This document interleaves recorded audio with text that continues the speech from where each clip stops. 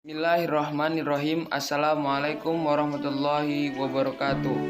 Nama saya Muhammad Fikrabila. Saya dari Prodi Manajemen dengan NPM 2001-0036. Di sini saya akan menjelaskan tentang Al-Quran dan kitab suci sebelumnya.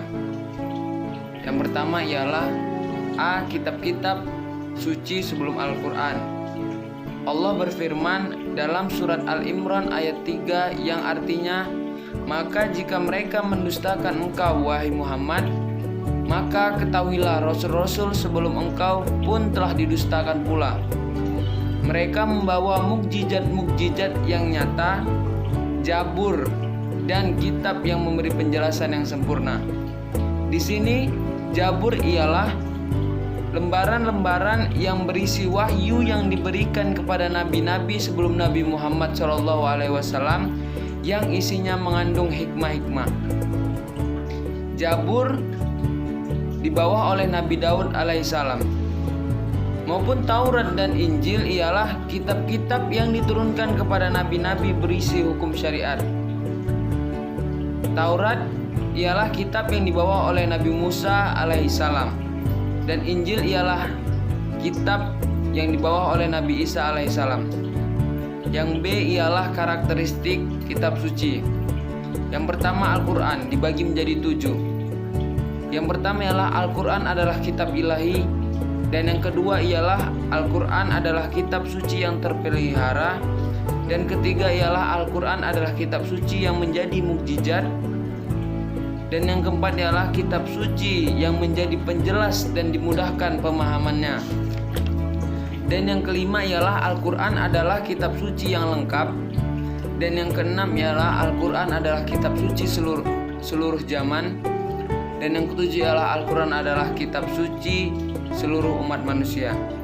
Maupun Zabur, Taurat, dan Injil ialah sebagai umat Islam, kita diwajibkan untuk meyakini dan mempercayai kitab-kitab Allah karena menjadi salah satu rukun iman.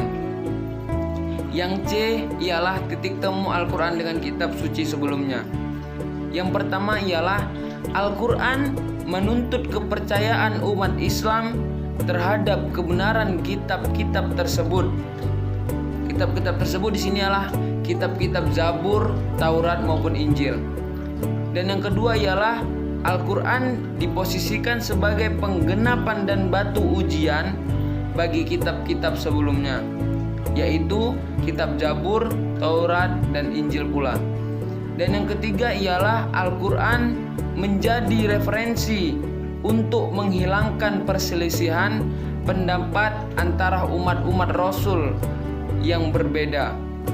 Dan yang keempat ialah Al-Quran meluruskan sejarah dalam Al-Quran.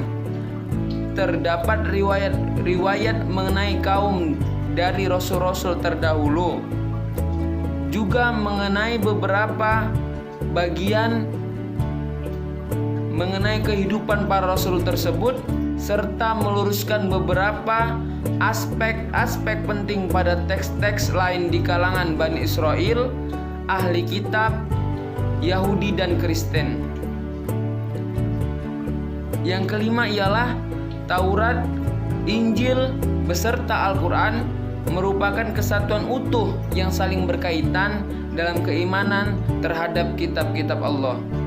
Mungkin ini saja yang dapat saya sampaikan. Wassalamualaikum warahmatullahi wabarakatuh.